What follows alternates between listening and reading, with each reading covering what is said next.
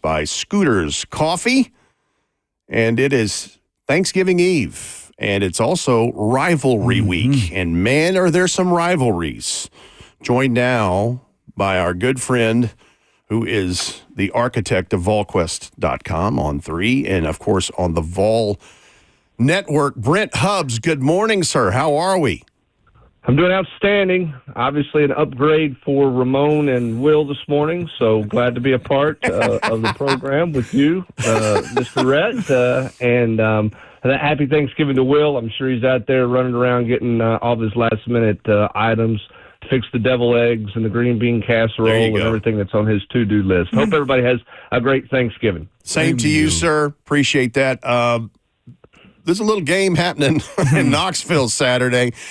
And I just want to ask, because, I mean, you've covered the Vols for forever and know all the intricacies. Is this the biggest Tennessee-Vandy matchup ever as far as for what it means? Yeah, it's the biggest matchup for what is on the line, potentially. It's the biggest matchup from the standpoint that both teams are ranked for the first time in the series. It's the biggest matchup for Vanderbilt trying to get to 10 wins. Obviously, where Tennessee is trying to finish this season out with. Yeah, this is a huge matchup. This is not your typical Tennessee-Vanderbilt end-of-season game. Credit to Clark Lee and to the program he's built there. And I know Diego Pavia gets a lot of the love, and rightfully so, but they're more than Diego Pavia, and that's a good football team. Tennessee is trending in a better direction defensively. They've been a good offense all season long. This one should be a lot of fun. I'll follow this up because you laid it out perfectly, and that's kind of the answer I would anticipate you would say. But the way you laid it out and what it means for Vanderbilt, not that it makes it easier for Josh Heupel and the Vols, but does it take some of the pressure off knowing that, Vandy, the onus really is on them?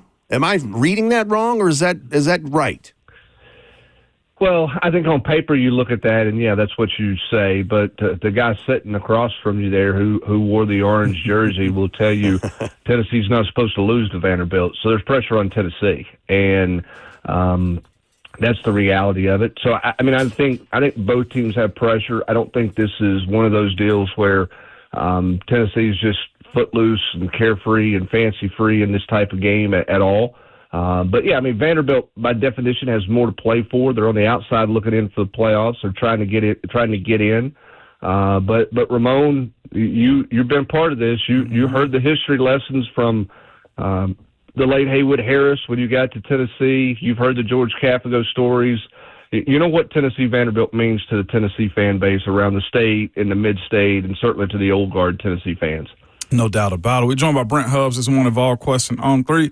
Hubbs, when you look at this matchup, of course, you mentioned Diego Pavia. He's the one in the middle of this entire weekend, I feel like, for Vanderbilt. How does the defense go at him? Was it a little bit of a prerequisite from watching how the Vols defense handled DJ Lagway, or is this a different monster for this volunteer defense to see Diego Pavia? I think it's different, Ramon, for a couple of reasons. One, Diego Pavia is stronger. He's a more physical runner. He can do different things with his legs. He also uses his legs to buy himself some time to throw the football. DJ Lagway doesn't. He uses his legs to tuck and run a lot. So I think it's a different approach in terms of a mobile quarterback and what they're trying to get done. Obviously, Pavia runs the football. I'm not suggesting that he doesn't, but he's not an immediate tuck and run. He can string it out and still throw the football, and then he can put his head down, obviously, and get the really hard yards and critical yards. They use him a lot in third and manageable situations with his legs. I think the other thing, too, is it's the weapons that Vanderbilt has around Diego Pavia. They're better weapons than what Florida's got around DJ Lagway right now. They just are. When you look at, obviously it starts with Stowers and what he can do at the tight end position and the comfort level that he has there. But this is an explosive Vanderbilt team.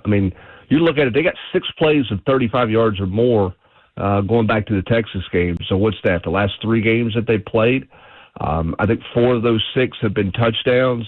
So they have been chunking it. We talk all about Tennessee's ability to go vertical and all the big splash plays. This Vanderbilt team's got splash play in them, more so than they did a year ago when these two teams played. I think it's the weapons around Diego Pavia, and I think it's the growth of Pavia at the quarterback position.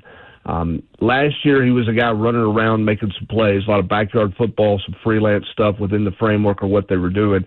I think his growth from last year to this year is as a thrower. He's throwing the ball much better. He's not an athlete playing quarterback. He's quarterback, and he's playing the game like a quarterback, not an athlete running around back there. No doubt about it. Joey Aguilar's faced the big three this year when it comes down to Florida, Georgia, Alabama, man. Ended up getting Florida, didn't get the other two, man. And quite honestly, didn't have a good game against Bama. Had a good game against Georgia, though. This one is a little bit different. There's an expectation in this type of game this weekend, man. Not to say that you have to rely upon Joey as much as you need to, because I felt like last week, the way the offensive line moved Florida's defensive line last week, do you see this being a Joey Aguilar game? Do you want it to be one, or would you rather have this game be settled on the ground?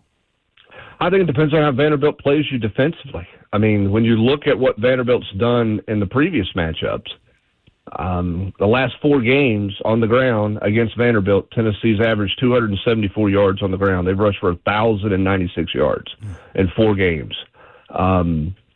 This is a Vanderbilt team that has only given up 100 on average, 105 yards rushing a game. Now, I will tell you this. I mean, the best rushing offenses they played Virginia Tech early in the year. We got like $115, I think, in week 2.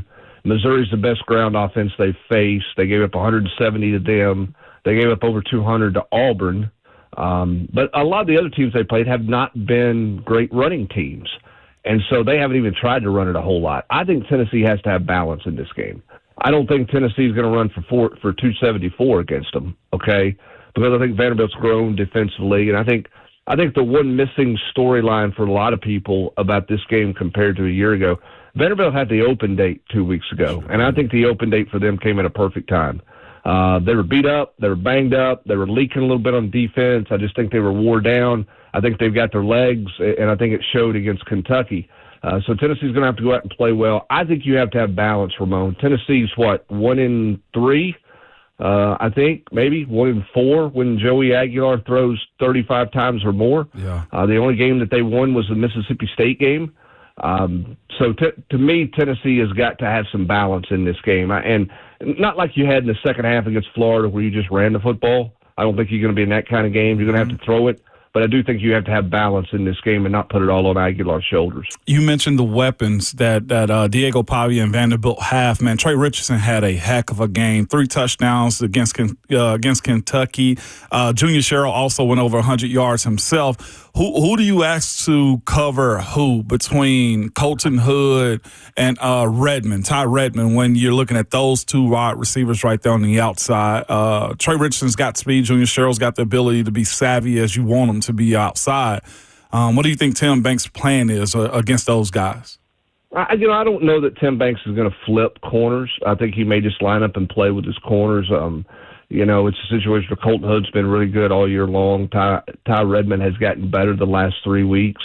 I don't know that you sit there and say, man, we've got to put somebody on this one, all the time, everywhere he goes. I think the bigger question is how do you match up with Stowers? And what do you do with him? Because I think the reason Richardson and Sherrill, part of the reason they've been good is they've gotten the man coverage looks the last couple of weeks that you would like for them to look. I think some people have played, Kentucky, you saw Kentucky, in person, Ramon, and Kentucky just dared you. They just said, hey, we'll see if you can beat us over the top. That's what they did to Tennessee. They don't change their spots. That's what they do. And that's certainly what they did with Vanderbilt. Vanderbilt took full advantage of it early and often, throwing it over top of their head. But I think you have to mix up the looks in this game if you're Tim Banks. I think you try to play some zone at times. I think you try to play some man at times. I think you mix it up and do different things with them. My concern, obviously those 2 guys on the outside are really good, but Stowers against Kentucky, 6 for 36. Stowers against Auburn, 12 for 122. Stowers against Texas, 7 for 146 and 2 touchdowns. You look at the numbers, and he's not had a bad year leading up to those games, don't get me wrong. But those 3 games, particularly Texas and Auburn, he was on a total different level in terms of his impact and what he did in those games. How does Tennessee deal with Eli Stowers? He only had one catch for 15 yards last year, which is pretty crazy to think about. I think part of that was Pavia was hurt. Stowers was banged up as well. So I think that's the challenge for Tim Banks. It's not just Richardson. It's not just Sherrill. It's really that trio of guys that you're playing with, including Stowers at the tight end spot. So can you play 3 linebacker sets like you did a week ago, Ramon? I also look at the just the outside aspects of this game. Vanderbilt's had the documentary, the SEC, whatever Netflix thing, and there was, a lot of words that was exchanged, and they said stuff in the SEC preseason, media days, and how much they hate Tennessee. And I get it. It's mutual on both ends. That's what this weekend is for, too.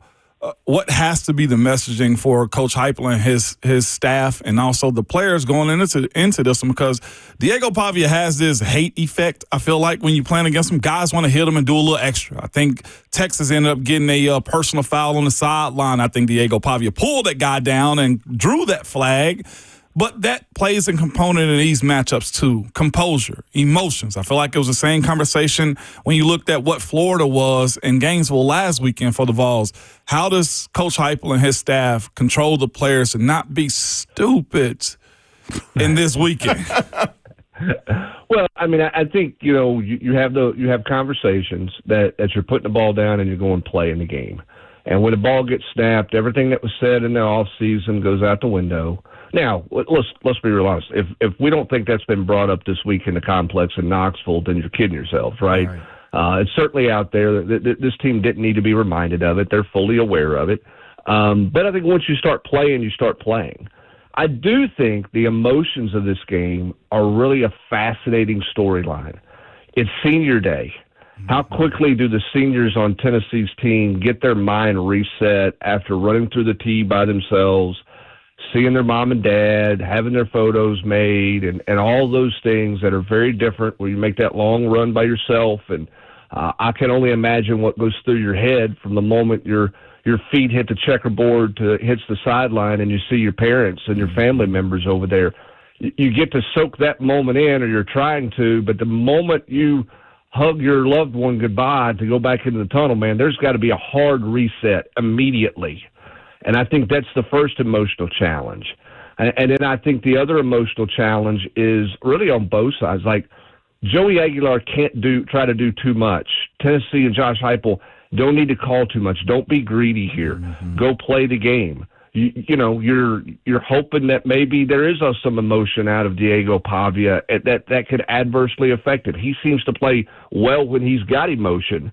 But yeah, I mean, I think balancing the emotions of this game because of the intensity of it, because of the chatter that's going to be going on the field, you got to keep yourself under control, and you just got to go play the next play all the time. You got to be thinking the next play all the time, Ramon, because you don't want to look up and you've had a second quarter lull and now you're down 3 possessions, and that could happen to you if you're not careful. Tennessee's got to play 60 minutes, play the next play, line up, play the next play. I think they've done a better job of that the last 3 weeks on both sides of the ball, particularly on defense. They're going to have to do that Saturday. Brent, one last thing before we check out, because I know you got to get ready for Thanksgiving yourself. A big win for the Vols men basketball program last night in Vegas at the Players Era Festival Tournament, whatever you want to call it, over the number 3 Houston Cougars. It wasn't the Elite Eight, but that was an impressive win. Yeah, it felt like an Elite Eight. I mean, it doesn't replace what happened to you last year, right? But it felt like it was a big time deal. Here's the thing about Rick Barnes' team. And this is where you love Rick Barnes as a 30-year veteran. He walked off the floor last year after the Elite Eight and said, there's some things we got to fix. We got to have a presence in the post. We weren't enough in the post. So you look at the roster assembly that Rick Barnes has, and this is why Rick Barnes has been as good as any veteran coach in adapting to the new world of basketball, the new world of college athletics with the transfer portal, and also keeping guys and developing them. Jacoby Gillespie's a great find in the portal. Jalen Carey has been terrific in the portal. Estrella's a development player. Cade Phillips is a development player. Akpara is a transfer in his second year. Bishop Boswell, development player. Nate Amintz, the 5-star All-World. They have this great blend of immediate help. They have this blend of guys who develop in the program that are your culture guys, and all of that coming together gives them a deep basketball team that gives them more balance. We talk about football and offense having balance. They have basketball balance on the floor offensively because they can shoot the ball on the outside, but they can also go get a bucket in the paint with their big man. They played really physical, really tough last night. That was a gritty win and a great, benchmark start for the season for Rick Barnes' team. Awesome. Yep. Awesome. That was kind of my thoughts. It was impressive. It really was. Happy Thanksgiving to you, Brent. Thank you, sir. I appreciate it. Everybody be careful with the deviled eggs and the green bean casserole on Thursday, but enjoy your turkey and dressing. And Ramon, get all the sleepiness out of your system come the next 48 hours, 72 hours. You got to be ready to roll on Saturday, buddy. I can't wait to roll with you on Saturday, Hubs. I'll see you then, man. All right, sounds good. Happy Thanksgiving. Happy Thanksgiving, Brent. Hubs. Thank you. Appreciate you. That's Brent Hubbs of VolQuest.com on 3 Vol Network for joining us. We really appreciate his efforts this morning on the eve of Thanksgiving 2025.